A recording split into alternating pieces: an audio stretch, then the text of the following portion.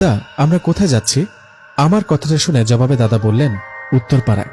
তখন আমি বললাম, ও আচ্ছা, তাহলে নিশ্চয়ই কাউকে ভূতে ধরেছে, তাই না? দাদা হেসে জবাব দিলেন, বাচ্চাদের মতো কথা বলিস, তাই না? চল, গেলেই দেখতে পারবি। আমি নাহিদ ইসলাম। এখন রাত 10টা। গ্রামে 10টা মানে এক প্রকার অনেক রাত। দাদা আর আমি চাঁদের আলোতে হাঁটছি। আমার দাদা একজন কবিরাজ। আশপাশে ওনার বেশ নাম ডাক।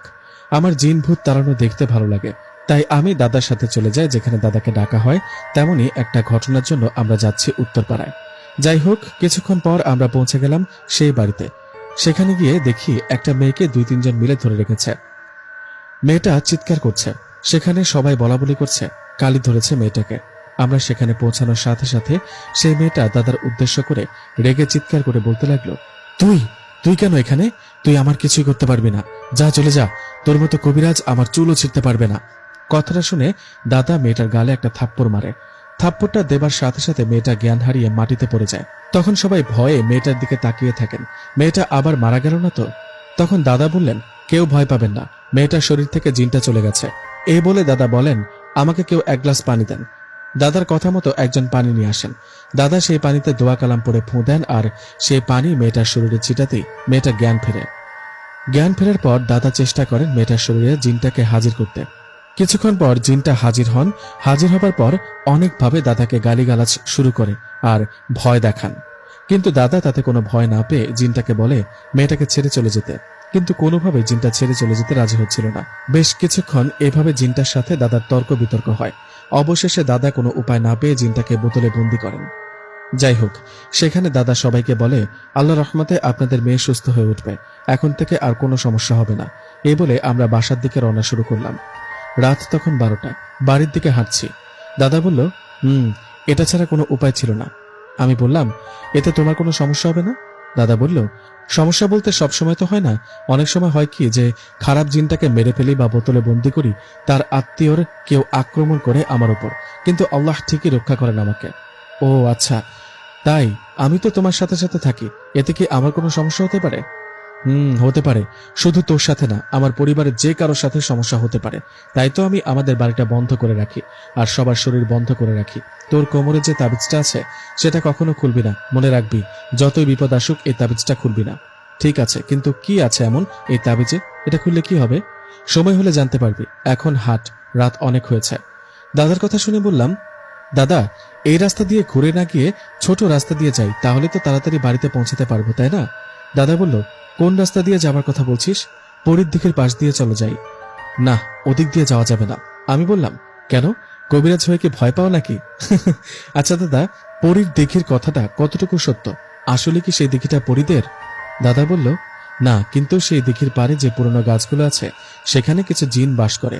অনেকে সেই দিঘির পাড়ে সেই জিনগুলোকে দেখতে পায়, তাই আস্তে আস্তে সেই দিঘির নাম হয় পরীর দিঘি। আমি বললাম, ও আচ্ছা, তা দাদা আমাকে একটা পরীর সাথে বিয়ে দাও না।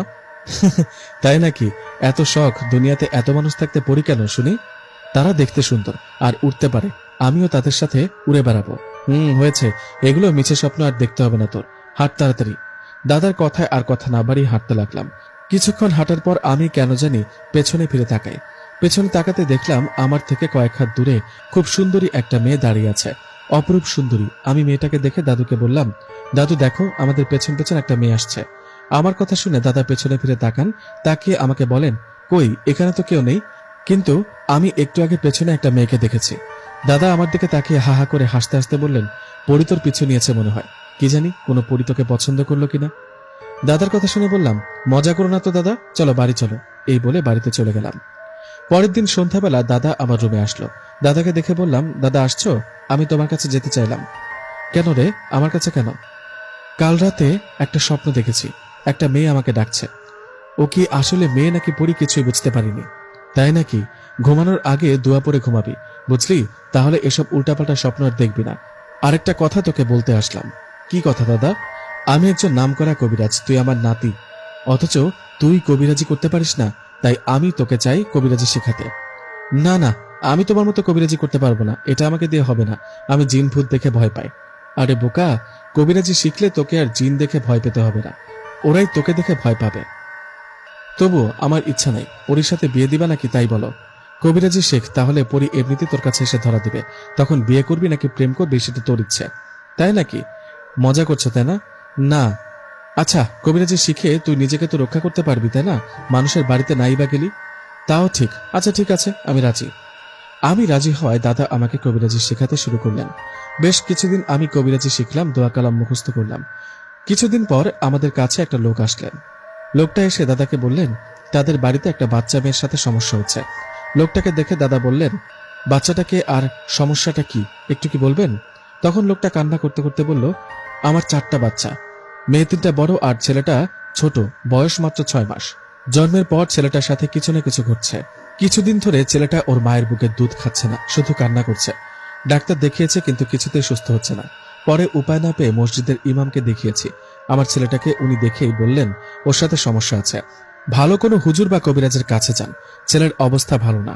এখন অনেক আশা নিয়ে আসছি আপনার কাছে, আমার ছেলেটার অবস্থা ভালো না, আপনি যদি আমার বাড়িতে যেতেন খুব উপকার হতো।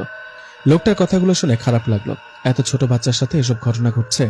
দাদাকে ইশারা দিয়ে বললাম, আমরা যেতে রাজি। দাদা লোকটাকে বলল, ঠিক আছে আপনি চলে যান, আমরা কালকে সন্ধ্যার পর আপনার বাড়িতে যাব। দাদার কথা শুনে লোকটা চলে গেল। তখন দাদাকে বললাম, কি সমস্যা, কিছু বুঝলে কি?